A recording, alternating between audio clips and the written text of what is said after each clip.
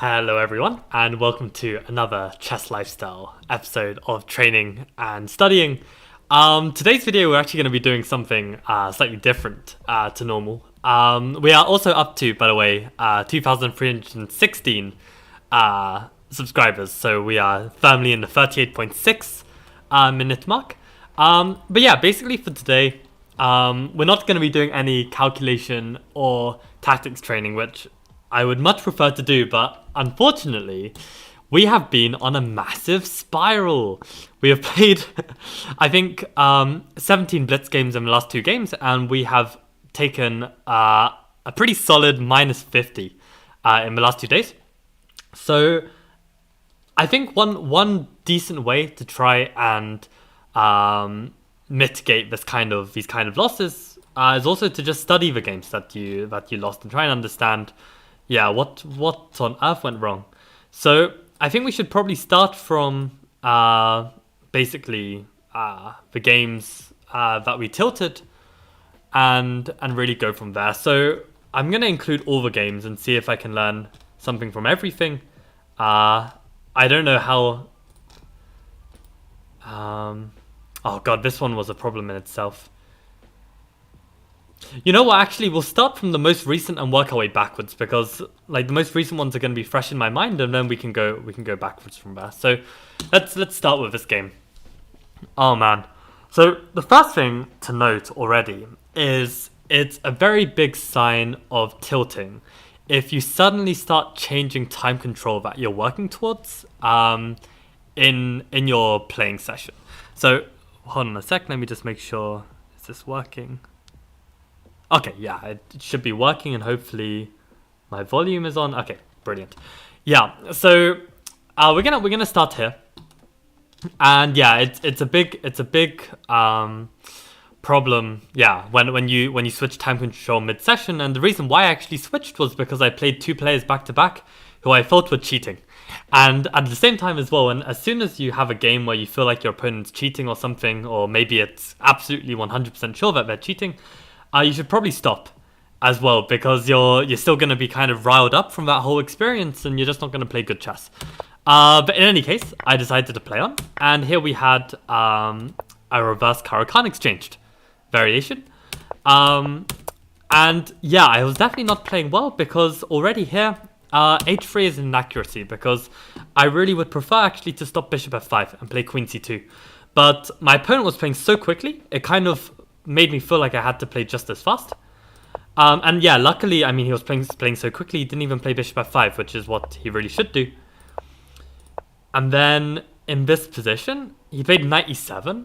And in this position, I absolutely should be playing bishop d3. Because bishop d3 would stop bishop f5 and force my opponent to have to make another kind of move in order to develop his bishop. And in that case, I'm just much faster with my development, right? But instead, yeah, I was playing way too quick. I just developed my knight, which meant that he could get bishop f5 in one go. And we got this trade.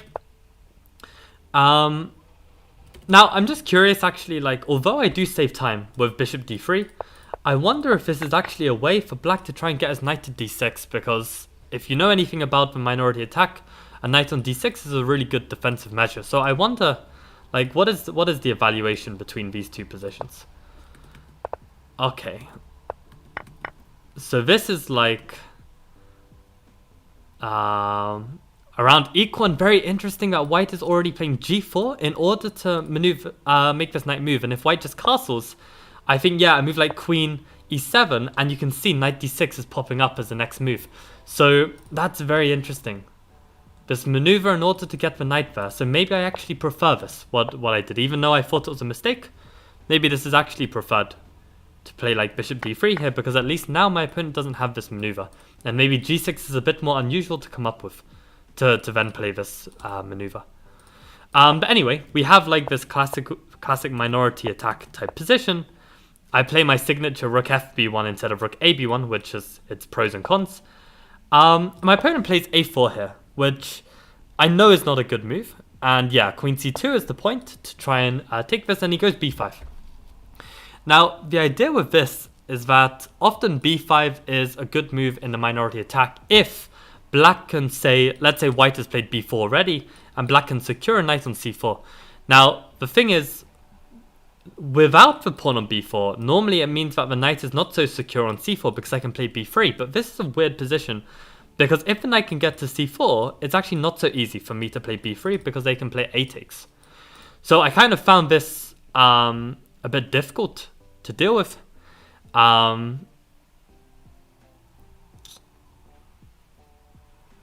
Yeah, and I wonder what I should have done. So interestingly here, Engine is already saying I should go b3 and just deal with this already before I guess the knight is able to come over here. And yeah, I remember like in the game, this b3 move was much harder to achieve at this point, because if I play b3, they can take, and I felt very concerned about my a3 pawn dropping, but now I'm actually thinking, what's actually the issue? Because I can take with the rook and defend this. I don't know, I guess the knight here means that I can't hit c6 anymore, and the knight is too strong, right? So yeah, I need to play b3. And let's say we get this position. Okay, here we can take with the queen because the knight's not threatening here. And let's say black tries to quickly get this knight around. Right, so we're already in time to try and push a4. Right, and interestingly we're getting this setup again where black is hoping to play c5, but probably can't. They try and play c5 here. Rook a8, queen d5, right. Okay, interesting. So the queen on b3 helps hit this pawn, so it's more difficult to unravel. Very interesting. Okay, so if my opponent ever sets up this again, we know that basically we need to try and target the structure as soon as possible. So this is really instructive to analyze this idea. Okay, we'll know this for next time. So instead I faff around with my knights that don't really do anything. And yeah, I felt like I had to try like dislodge this knight somehow. Like if they take, then maybe I can take kind of deal. But of course my opponent just wins a pawn. But at least I get some activity, right? So I felt pretty happy with this actually. Yeah, and I remember analyzing this game. Basically, I reached a position where I missed a win. And yeah, this is a really nice move, d5. Like, we should always keep these kind of moves in mind where when you've got pressure on a pawn and they're defending it with like pieces from behind like this, then d5 is this really classic kind of move. Yeah, it should be on my radar. Yeah, so d5 is just very strong. And then yeah, we would have like some kind of battle here, and I would want to trade queens because the weakest aspect of my position is my king safety. And yeah, I'd probably be slightly better. So yeah, this d5 push is good. But instead I take on c6. And I take with a knight, and interestingly here, my opponent actually completely blunders. And there's this crazy position we can try and calculate it, but the point is knight e7 is winning. And I guess on king h8, what is the point? Why is this like plus 4? I mean, I saw that on king f7. I think the reason is you want to take on f4 and they can take the knight, but then rook c7 is a mating net, surprisingly. Maybe not surprisingly, but to me it's kind of surprising, like, that there's no way to defend, but I guess the king is so exposed. Right, so let's just calculate that first. So queen takes f4, and if takes on d7, rook c7. Yeah, if they come here, then we can come here, and this is mate in 2. And what if they come to e8? Do we have a way in? Maybe we can take on d5? And again, yeah, here's checkmate in 2. Okay, nice. And then if they come up, where's our mate? Or are we just taking the rook and saying that we're better? I'm going to say that taking the rook must be better for us. So let's have a look. So if here, it takes, and if king e6, there's actually a forced mate with rook c6. Wow. But okay, queen f8 is good enough. So this is what I saw. So my question then is actually what happens if king h8? This is literally winning apparently. Ah, I can take on f4 anyway, right? And rook takes, and then I can give this back rank. Wow, this is insane. This is insane. I would not see this.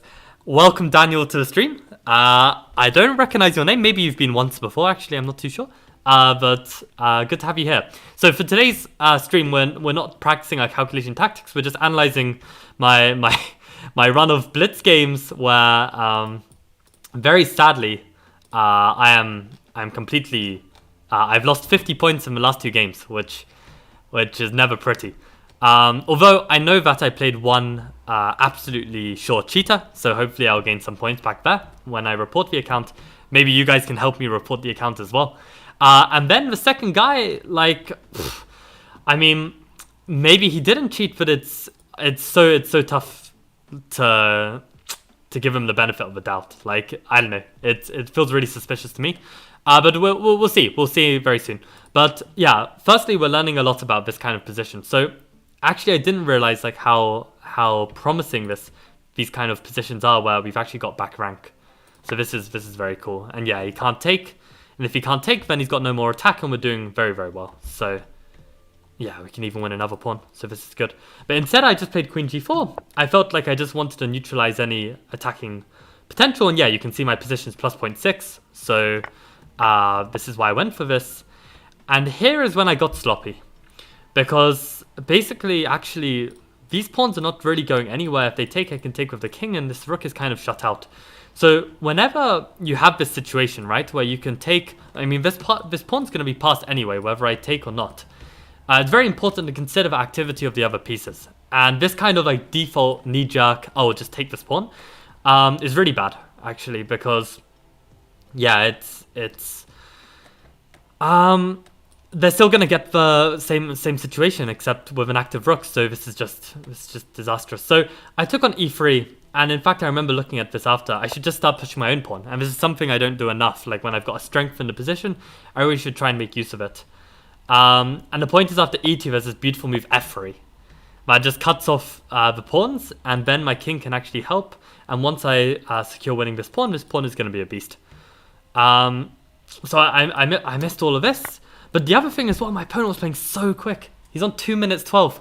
And this is the problem, like when you start playing like 3 minutes, having just played a lot of 5 minutes, blitz chess, it's like the pace of the game is different, and I couldn't keep up, so I was trying to just hurry up, and I played this move thinking that, okay, I'll take it to a rook endgame, and I can at least play this a bit faster.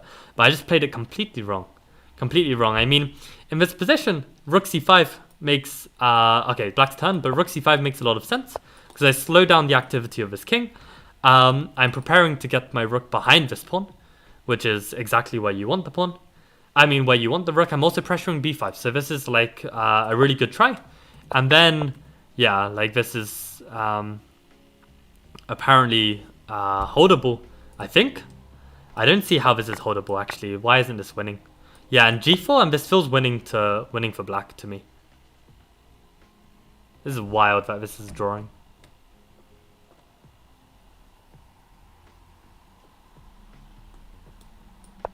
And rook c7 only move, I see. Yeah, so that kind of keeps the king. We can give this... Oh no, we can go back to c5 maybe. But c5 maybe is not even best, right? Rook b7 exactly behind the pawn and limiting the king. Like, this is exactly how we should play. And even, yeah, we can't lose this without them losing this. Incredible, incredible. So I completely messed this up. I put the rook in front of the pawn, which... I don't know how many lessons I've given now of putting the rook behind the pawn, but okay, here we are. And, okay, I take. My opponent blundered as well. I guess he should have gone rook e8. Yeah, rook e8 is so natural. Because now the king is just free to do whatever they like, and my pieces are just completely passive.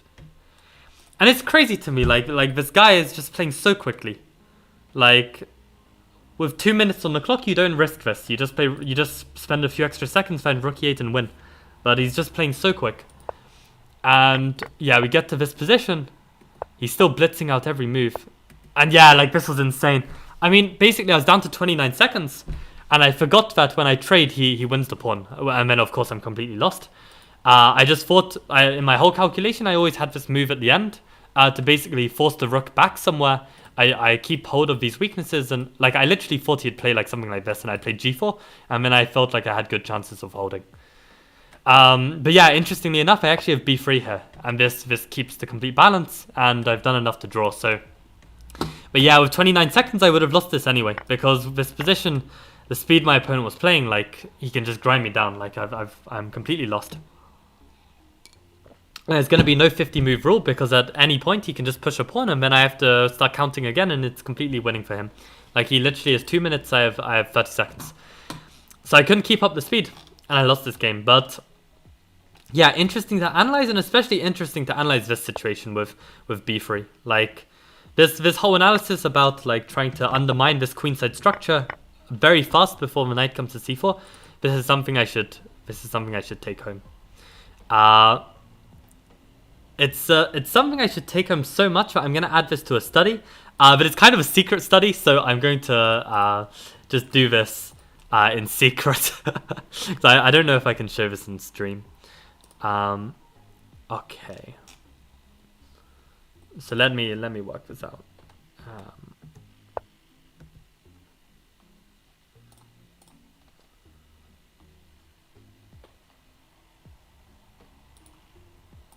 Okay, I'll be back in 2 seconds.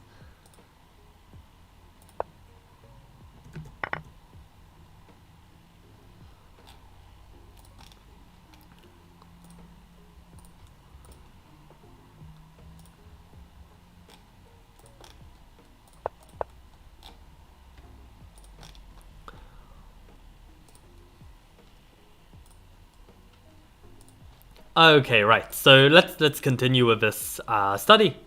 Let me make sure I'm live. Okay, yeah. So okay, that was game 1. That was very good. We learned something from this. And this was my second to last game, which was my first game of playing 3-0. And again, like in the past, I've been very good at 3-0. But recently, I've just been playing 5-0. And again, like it's like you've really got to stay disciplined. Like, yeah, sure, I played 2 cheaters for the games before this, which you will soon see.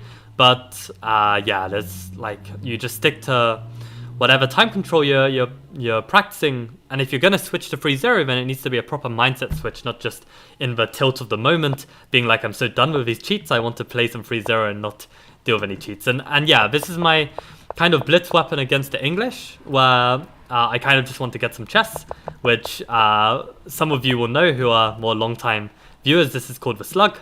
And yeah, this is not lost for me because I can take back like this, often defending this g6 square, and I will develop like so and play e5, and we get like some closed, interesting game. But yeah, h6 is actually a strong move here. Yeah, this is, of course, this is going to be something like +1, but Yeah, and again, probably it's not going to be a fan of c5. But we get this very close position, and this is already where things start to go wrong. Because this position is definitely not so easy to win in blitz, and it's very easy to play for black, like if I'm able to play this a bit better. So I guess probably I should play for like bishop e7 and f5. Like this feels like a better way to go about it, but somehow things got really tough. Yeah, maybe after bishop h3 I should even go back knight b8, right? But instead, like rook b8 is just like a weird move because actually I'm not ready to really play on the king side. But actually no, maybe it is important because actually in this position, what if they play a5? Yeah, I'd have to play a move like b takes and then I'm gonna have to deal with this weak a6 pawn for the rest of the game. So I guess the idea of like rook b8, rook b8 here is kind of nicer though, right? We can at least get this active rook on the b file. That's a good thing to know. But yeah, I was gonna say like the useful thing about rook b8 is if they ever push a5, we can now play b5, and this might be interesting. So my opponent played bishop e6, and yeah, I managed to. Yeah, this was a really nice idea from the opponent to try and solidify this bishop. But yeah, I thought it would be fine. I thought I'd lock up. And I just missed one very crucial detail. I thought everything was fine here. Again, this is actually a problem though, because when my opponent played queen e2, I didn't understand why. And that's a very bad situation if you're playing a game of chess and your opponent plays a move and you don't understand why. And my problem is, okay, like if you don't understand a move, that's fine. But you need to then try and work out why. And I didn't work out why, I just kind of kept playing my plan. And I didn't really see what he was doing, I just decided to take. And I thought this position was great. I would play knight c6, I would establish a knight on e5. There's no way in for his pieces, and I felt very good. So I played knight c6. I missed that he had knight d5, which of course is a move. And yeah, in this position, okay, I can still fight on with queen b7, but I played queen d8, completely overlooking this whole plan of the last few moves, right? And of course now I'm completely busted, right? But yeah, this is the risk as well when you play like such a cramped position. If your opponent has one way in, it can be really tough. But I just completely overlooked this.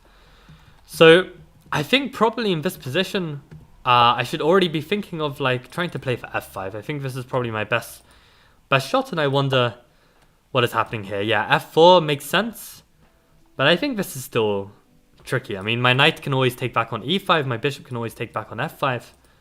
This feels okay. Okay, and if they add pressure like this... Yeah, I think this is a game. So I guess I just can't allow... This is a good thing to note for me. Like, I can't really allow this setup where they push f5 and g5.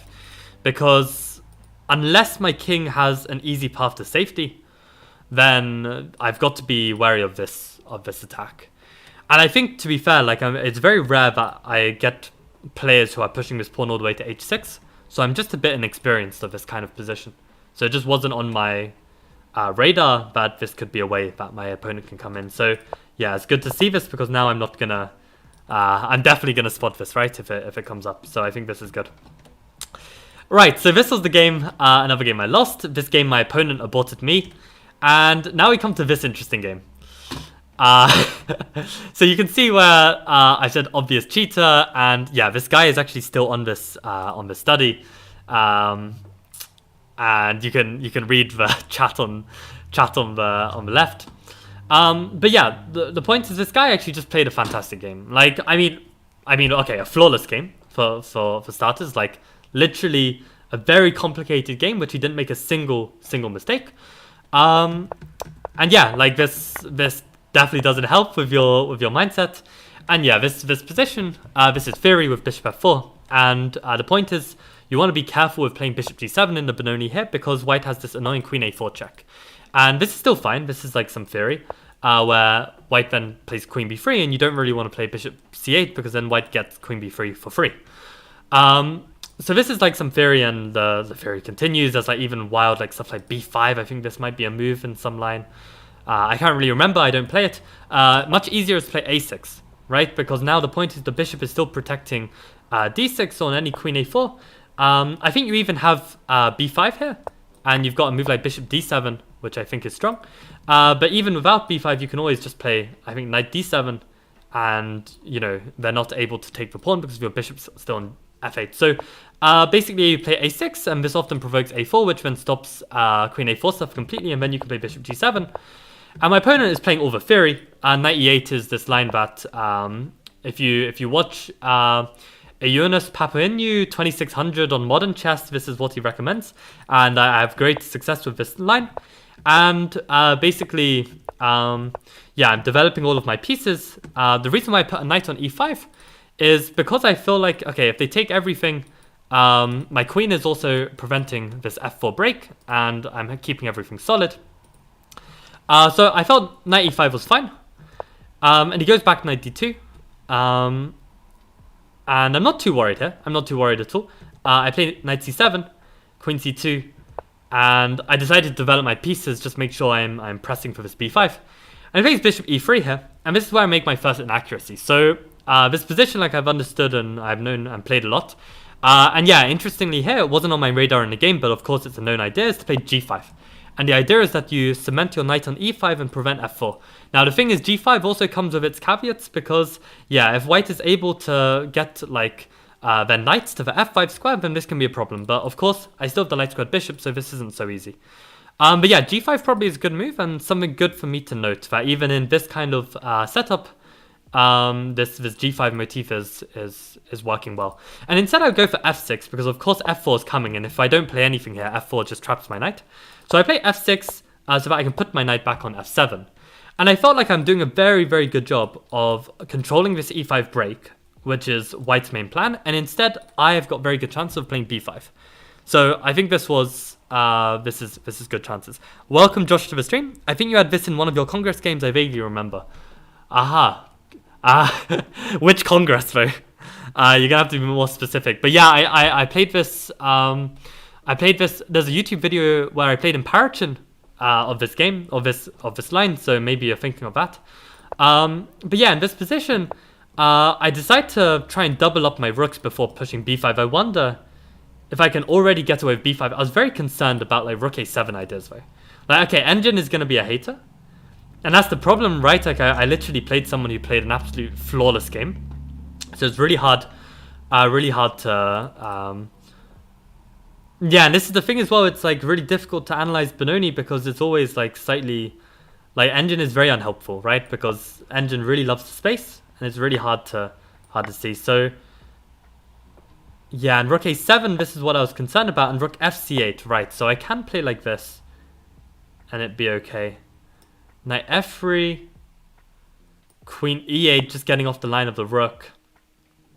Okay, it is playable. Like, I just need to remember this rook fc8, and maybe this rook isn't actually achieving too much. And I can later play even rook a8. Okay, that's good to see. And actually, if rook a8, can we not play rook a1? Wow, I can just take once and this is already becoming equal. What is the reason? Let's say... Oh no, that I meant to move the queen. I didn't mean to move the knight. What's the point here? So if queen c1 to try and meet this with queen a1, this is somehow just equalizing. This is really interesting to me.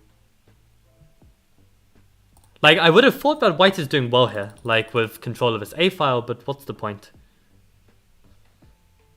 Alright, why is this just equal? Queen c8. Am I able to trade queens somehow? Let's say they just, I don't know what they can do. Let's make a nothing move. Wow, okay, I just start playing on the king side and I just hold this, like, solid. And if they play, like, a move like queen a5, I can just give up the pawn and play f5. Okay.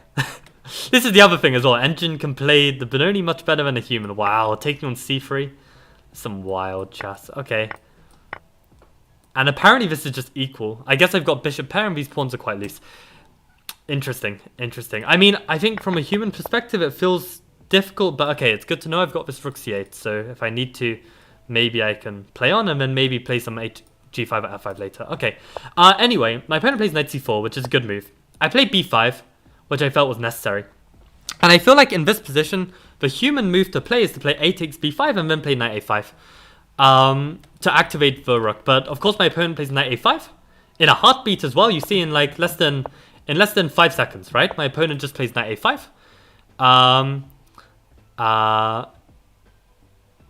Should I message this guy and say I'm streaming your game right now? Like, do you want to come see? I don't know. Because, yeah, and then this was the other move. Like, he plays it in 7 seconds. Like, I realized, like, you know, this is a good move. This can be found, right? Like, this makes a lot of sense. But, okay, again, this is the best move in the position. And already my position is getting very, very difficult. I tried to enter some complications like this to mess things up. And yeah, in this position I take, and here, like, I play something that I don't know if it might not be the best, but I played rook b5 with my idea that if they take, I take back with the pawn, the rook moves, and then maybe I can play with these two pawns to create something, right? To create some chances. Maybe I can get him low on the clock. Maybe I can try and beat him on the clock. And just the way he played like knight c6 so quickly, like, I don't know. I can appreciate that it's not the engine top move, right? Engine top move is to play bishop takes b5, at least stockfish engine. But okay, I mean, you know, maybe the guy is like smart, right? He's like already realized he's like +4. He's played flawless chess up to here, and his first slightly inaccurate move is the second best move when he's already winning. So I don't know. Anyone with a brain playing with stockfish can work this out just to play a second best move. I mean, this is like a really nice move as well to gain a tempo on my queen and activate the knight. And then now he takes, of course. And yeah, this is now much better actually because yeah, actually no, this whole tactic isn't working because I can always take with bishop hitting my queen. I didn't even see this. Okay, that's why it's so strong, right? Because if I had to move, then this is only like +3, not +4, right? So yeah, and I completely overlooked this. And I think this is when I said like the obvious cheating comment or something like at this stage. But yeah, this is the thing, like I'm not gonna call this guy out like you know, on Twitter or something, because it's not like for certain. And like the rest of the game, like he just plays it so well. It's just so clean and everything is just perfect and he just crushes me. So yeah, what can we learn from this? I think the one thing to learn is that, okay, my opening understanding of this position was quite good. And at this moment when f4 is playable, then maybe I should actually be playing for g5. And this might be the correct way to go.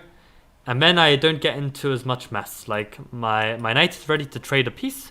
I'm going to be playing for b5 and white doesn't get as much initiative in the center. But yeah, that's, I guess, something good to learn. Yeah, I won't know for sure if this guy cheated. For sure, I'm not getting any rating points back against this player because like he's like an established player and he's played like all kinds of games. This is not going to happen. But yeah, interesting game, and yeah, I learned something from it as well. So okay, we can take that. King h1 is an eyebrow raiser. Yeah, I don't know. At one point he played this. I mean, King h1, sorry, was a move in my analysis though. So I don't know if he played it in the game. Maybe he did as well. I can't remember. But anyway, let's move on to the real cheater. And the reason why I know for sure that this guy is a cheater is because I look at these stats, man. Look at these stats. He's a 2500 blitz player with a 1500 bullet, and for God's sake, no, this is not fair. This is not fair. Okay, can I say why this is actually not fair? It's because I lost this game, right? I lost, I don't know how many rating points. Also, welcome Melora. You're gonna like this stream actually because I've been analyzing my games, because I realized I've lost like the last, I know, in the last 2 days I've lost 50 rating points, and I need to actually learn from these games. So I've been learning a lot, which is good.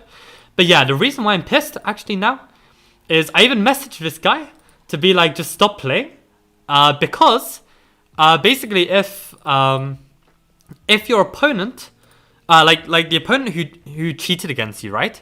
You only get your rating points back, I believe, for like the first 30 games, like the last 30 games that this guy has played. So for instance, let's say if Enigma was a long time Lichess user, right, for 5 years, and then his account gets banned, only the last 30 games get like, you get the rating points for like the last 30 games or something. And the fact is, this idiot has played a bunch of bullet and ultra bullet games, which means I'm probably not going to get the rating points back for losing against him. It's just absolute AIDS.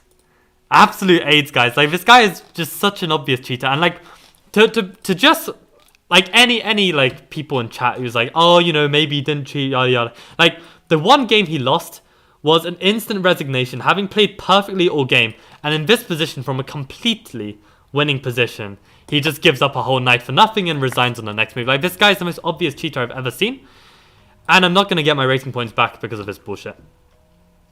And it's actually such a joke. But I mean, this is actually something that we need to do in our games. Actually, whenever you play an opponent, like let's say you play this guy and it's about to start the game, just hover over his account, and then just see if he's got like really crazy ratings like this. You can even click on the account, and if you see that they're like 2500 and they've just played, let's see which smart players decided to abort. I don't know if it's going to show the aborted games actually. Like, we'll see which smart players like decided to abort this guy, because like no one's okay. This 5-0 blitz. Oh, this was early on. This is early on. Darcis is the only smart guy out of all of these idiots for playing this guy, including myself. Like, literally, like, I just didn't bother to check, which I normally do. Yeah, and just, oh god, absolutely tilting. So anyway, let's try and learn from the game. So this is going to be quite brutal because, I mean, this is my love, this Guggen. It's a modern, and like, he completely smashed it. But yeah, here in this position, this is a really good line actually to play against it. It's quite engine sound. And god, do I really want to be revealing these secrets on stream?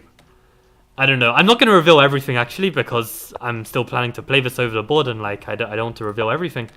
So yeah, I'm not going to explain why this is so good actually, because I know exactly why it's so good. And you have to be very subtle here, because one different move and it could be the completely like equal position. So I'm not going to explain this because I want to keep these secrets to myself. But basically, in this position, I thought I was actually doing very well. Like, it feels like I've got like some French compensation on this d4 pawn. I've traded off my bad bishop. Yeah, I've got some kind of goofy kingside structure. Like, normally in a French, you know, the pawn would be on g7. So I've weakened my dark squares a bit. But I thought I was fine. And unbelievably here, like, my opponent just plays bishop g5. And I've seen this kind of idea before. Oh, my phone is gonna run out of charge.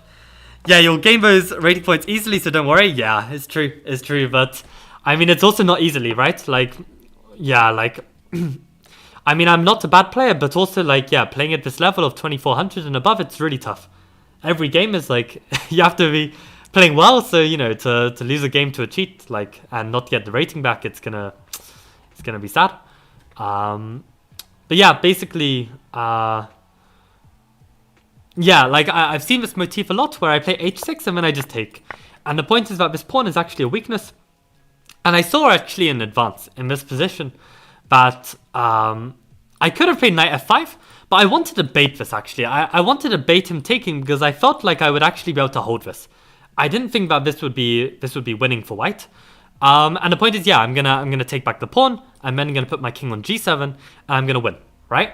But my opponent instantly plays bishop takes g6, which was like, okay, fair enough. This is like an intuitive kind of sacrifice. And then my opponent took on e6, of course. And here I was feeling quite good. I felt like I've got really decent chances of holding this. And then my opponent played rook c6 instantly.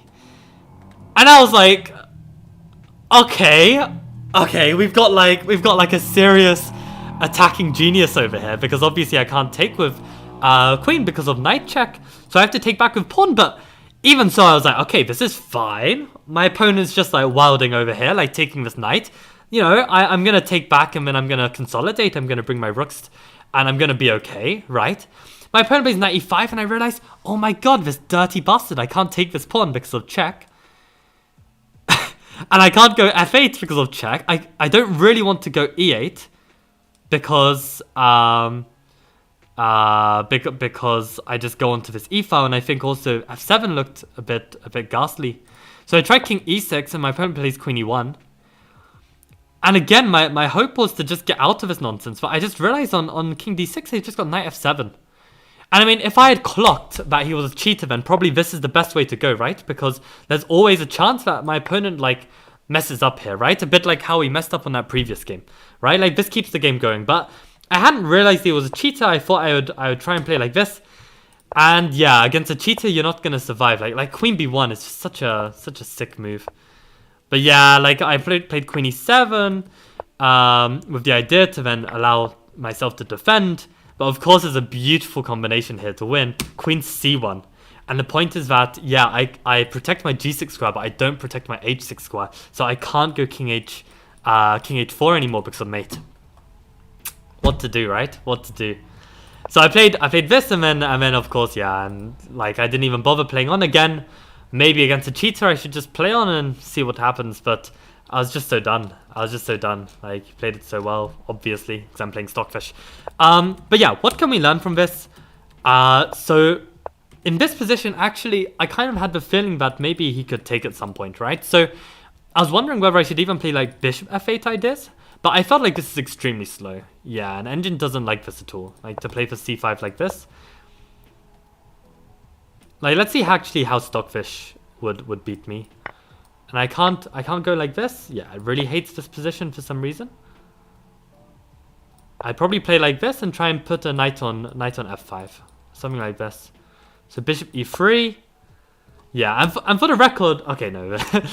Yeah, this position is just completely lost apparently, and what? Okay, and I guess I can't. Yeah, this is just too much because I can't block even because the knight can just take. No, because then I win the queen, so they have to play bishop b5. And why is this? Why am I lost here? Knight e5, I guess. Yeah, yeah. This is tough. So okay, yeah, I'm not in time to play such slow moves. So c5 is probably good. Yeah, and interesting that, yeah, this taking on c5 is not bad. So maybe I should just take here and just play for knight c6 like this, and just take this position. And how does this go? They can't play this plan yet because I've still got the knight on f6 on g8, right? So they'd have to play something different here. Maybe rook e1, right? Maybe rook e1, and yeah, I play this knight e7 and they come in, and I go. Now is this not winning? Oh, and it still wants knight f5, right? So knight g8, I guess, is going to be the same tactic, right? And yeah, this is just completely winning. And I wonder if it's the same idea with rook c6. Wow, rook c6 again with this idea of knight e5. Okay, well, at least, like, okay, honestly, I can thank my opponent for cheating against me, actually, because, I mean, if I ever play this against, like, you know, a GM, then a GM is probably going to find this, right? But no player I play online will ever find this move. So now I know at least I need to be a bit careful when going for this idea, because my intuition told me there's nothing here, which there almost isn't. But okay, there's this really nice motif actually to bring these pieces in. So it's good to see this once. Yeah, so in fact, actually in this kind of position, we want to be playing with knight f5. And yeah, this is kind of why I wasn't playing it, because I'm a bit scared of g4 ideas. But okay, maybe with the king on g1, it's not so bad. And I think this is still a game, actually. I wonder why, like, the evals is so bad. Like, to me, this is way too deep to understand why this is so bad, actually. Like, I've got the open g-file. Yeah, sure, this is weak, but so is f-pawn. Yeah, my king's in the center, but what do I even do? Why? Like, can I even castle queenside here? Is this so bad? Maybe, like, f7 is weak. Yeah, knight e5, and I can't take. So maybe this is the problem with castling queenside. Maybe I've just got these long-term issues with the king. Like, maybe I can put my king this way. Like this, and then try and play rook g8. Yeah, I mean, this is a game, and, like, okay, it's +2 with rook e3, and every other move is +1. So we can see already that, yeah, there might be some concrete line that eventually leads to something, but it's very unrealistic for any player to find rook e3 here, right? So I think this is all right, and maybe I should just take on d4. It's interesting. But okay, we learned something new, that we've got to be a bit more careful about these sacrifices, and I just didn't believe that it would work. Yeah,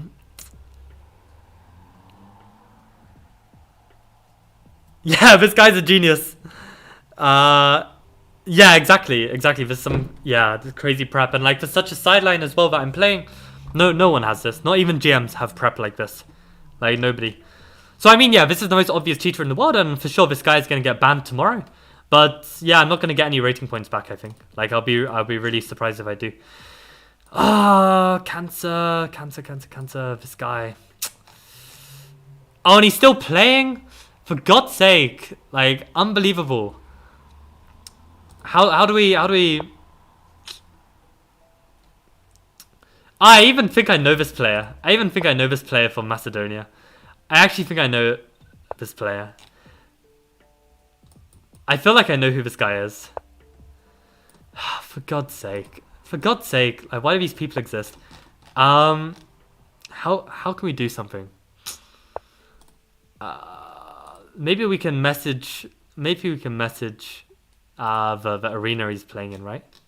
Wait, I'm confused. What just happened?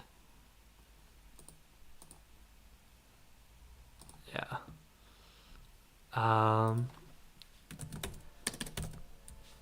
Enig. Okay, let's try this. Cheat. Ban. Enigma.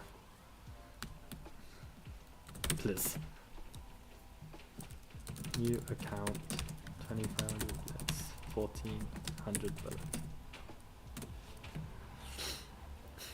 Okay, let's like hopefully there is some kind of like maybe yeah, maybe someone will check this. I will check. Maybe Luxury Girl is like some Leechus mod, who knows? Like maybe they can do something. No, I doubt it. Yeah. Tragic. Yeah, of course Beats is 2600, for God's sake. Unbelievable. But yeah, anyway, that was the game against the cheat. And okay, I think we have time for one final game. So actually, like the last game for today, before I need to get moving. So how did I lose this game? So okay, we play, yeah, and actually this b5 move I should probably make sure I can refute somehow. But actually I don't mind how I played it. Basically just play my London setup. And actually I felt like b5 is something I can undermine later with this a4 push. Right? I didn't feel like I needed to rush. And yeah, a4. And c6 is a good move. So I wonder actually, if I can wait for my opponent, let's say I play rook e1, and let's say I wait for my opponent to play c5, is b4 a better move now, when c6 is impossible? Maybe I should be waiting to play a4 once c5 has been played. Because if here, yeah, this feels almost weak. Yeah, this a5 move, and we can b4. This looks really strong. I can imagine a lot of players meeting a4 with b4 here. I probably would with the black pieces. And if they go c4, b3, I love it. I really love it. This looks really nice. I mean, practically speaking, this is very difficult, so they have to play d5, in which my bishop is strong, and now I'm very happy. I'm even wondering why is b4 not a good move here? No, this is terrible. Not even because of a5. Wow, and this isn't good for me.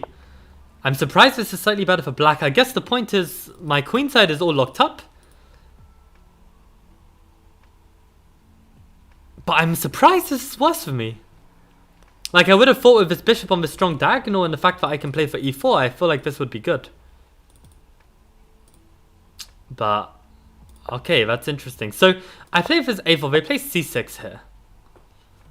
And yeah, this knight a3 is a bit wacky. I kind of didn't want to play the knight on d2 in case it blocked my own knight if I needed to retreat. This was my logic. But bishop h2 is a nice flexible move. And if black can like prepare this e5. Yeah, what did I analyze earlier? I analyzed this line. Yeah, to play the c4 idea. Right. And I tried to do this in the game. But maybe this is the way to go. Like, finish my development and then play c4 to try and undermine b5. I think this is going to be a nice way to play. And I'll make a note of this, actually. I need to add this idea.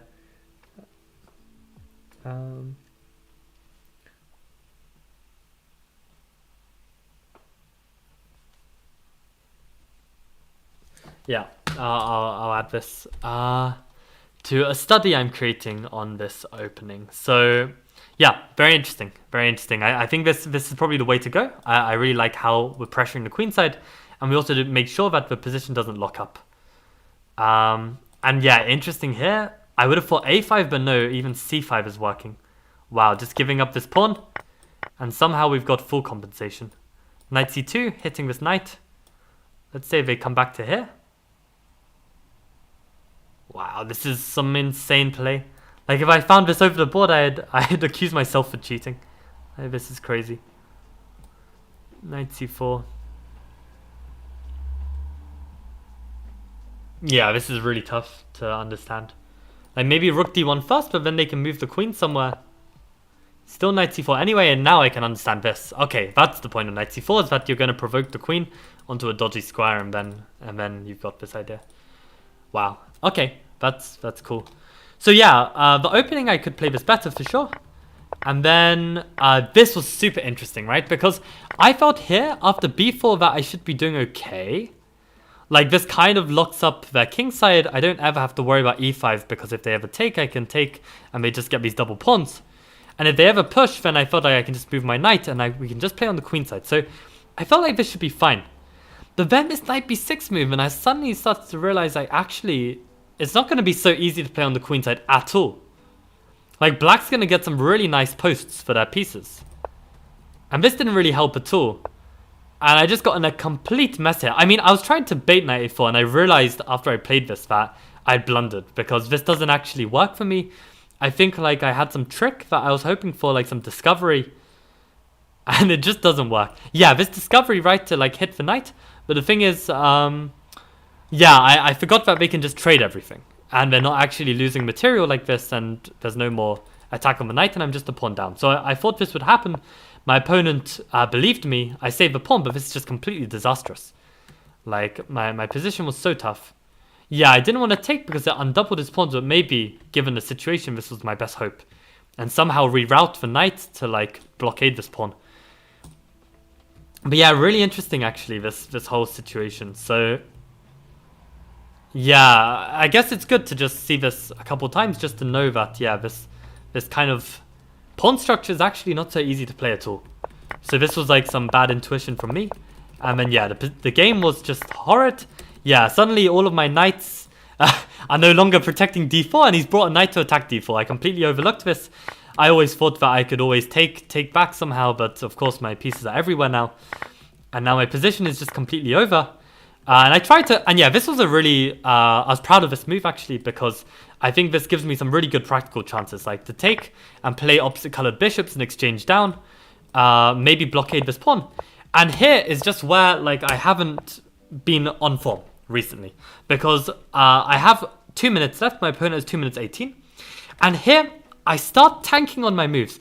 All I need to do in this position is just start shuffling back and forth, gain a bunch of time, wait for my opponent to create some kind of weakness that I can exploit, and then play. But instead, I play super slowly, and I'm thinking really carefully about where every piece wants to be, and you can see I am now down a full minute. And it's my opponent who has got the better of me on the clock. And of course, with the better clock situation, better position, I'm completely toast. And yeah, like I couldn't handle the complexity of the position with so little time.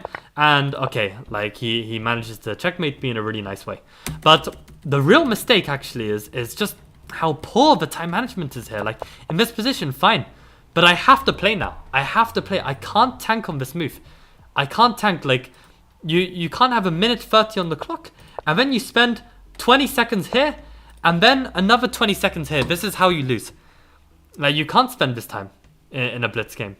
So it's crazy. Like recently, I don't know what it is, the last 2 days, like I've just been having these crazy, like, just, I don't know, stopping and thinking, and yeah, this is, you can't play a position like this. It's just like the will to win these games. It's just not there. It's just not there at all. So this was poor. And okay, to finish all the games that I played today, let's see if this guy, more reports please. Yeah, exactly. How's this guy doing? Okay, I'm glad. Hey, I started a wave. I started a wave. Yeah, nice cheats by the way. I'm gonna say Should I mention the 30 game thing? No, probably not. Let's see if he's cheated yet. Enigma. Is he still playing? For God's sake, he's still playing. What a joke. What a joke. Someone cancel this guy. What an absolute cuss human being. Yeah, someone cancel this guy. Yeah, let's see. The final game then that I played today. Oh no, this was 2 days ago already. So I've already gone through the last 5 games. We're gonna see if I gain any rating for today, but probably not. Probably not for that. For the reason that he's played too many games and it's not gonna clock. We'll have to see. I'll keep you guys updated. But yeah, that is everything for today. I hope you found these game analysis useful. I definitely did. I think like when you have like situations like this, the best thing you can do is try and learn from it. And actually, we got a lot out of the 2. Like the one definite cheat that I played, and there's this guy who, yeah, we don't know for sure if this guy's cheated. I mean, he literally played the most impressive game I've ever played on this platform. So we'll find out, I guess. But he's definitely not gonna get banned because, like, I don't know. Interestingly enough, like, he stopped playing as soon as he played me, which is like the sign that, like, you know, maybe you've been cheating and you get caught or something, and you just try and, yeah, you just try and let some time pass. I don't know. Maybe secret GM. Who knows?